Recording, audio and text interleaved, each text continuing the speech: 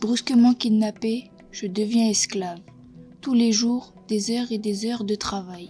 Leur seule reconnaissance, nous considérer comme des larves. Après de gros coups de fouet, nous ne crions pas seulement aïe. Nous sommes tous désespérés et maltraités, en espérant récupérer notre liberté. Maudit soit l'esclavage. Des hommes armés entourent notre village. Ils me séparent de ma mère qui pleure et qui crie. Ils nous entassent dans leurs bateaux. Arrivé sur la terre ferme, on me touche puis on me vend. Pour ne pas être frappé, je dois travailler. Mon corps est plein de coups. J'ai faim, j'ai soif, j'ai froid. Pourquoi sommes-nous maltraités ? Pourquoi doit-on tous travailler ? Pourquoi ces blancs rigolent-ils ? Je grandis, on me marie. Pourquoi ? On m'expliquera plus tard que je suis une esclave.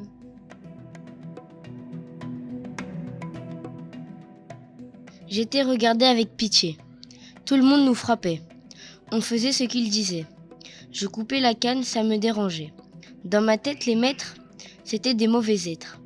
Dans ma maison, je continuais de vivre sans raison. Récolter les cannes pour nous frapper avec leurs cannes, ou nous traiter de nègres et nous étions des nègres. On se faisait frapper, on n'avait pas de répit. On était fatigués, on n'avait pas un grain de riz.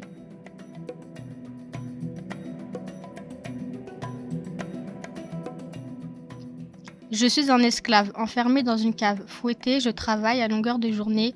Une bien longue histoire. J'étais en famille lorsqu'on m'a levé. On m'a exploité, j'ai appris que mon ami est mort épuisé et je pensais que moi aussi, cela allait bientôt m'arriver. Mais dans mes pensées, je préférais mourir que travailler.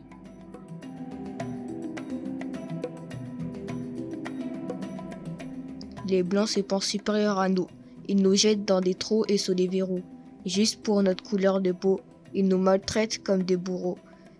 Nous travaillons tous les jours dans des champs, sans repos, sans répit, c'est comme ça nos vies.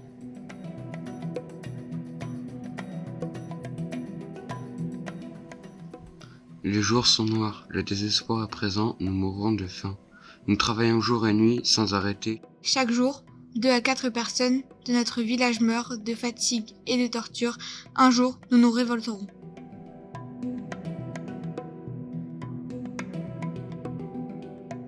Une île verte perdue dans l'océan bleu. Martinique, Guadeloupe, Saint-Domingue. Donne-lui le nom que tu veux. La plantation, notre hier, notre demain. Les cases petites et sombres, les champs qui nous enserrent, et sur nous, esclaves, l'ombre du maître qui tient nos destins.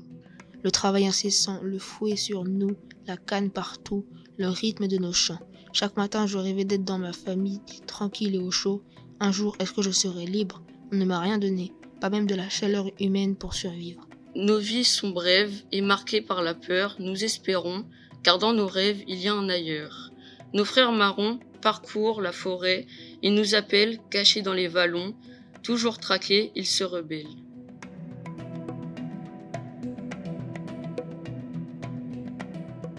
Une île rouge perdue dans l'océan bleu, Martinique, Guadeloupe, Saint-Domingue, donne-lui le nom que tu veux. Insurrection, abolition, nous sommes éveillés. Ici, regarde, tout bouge.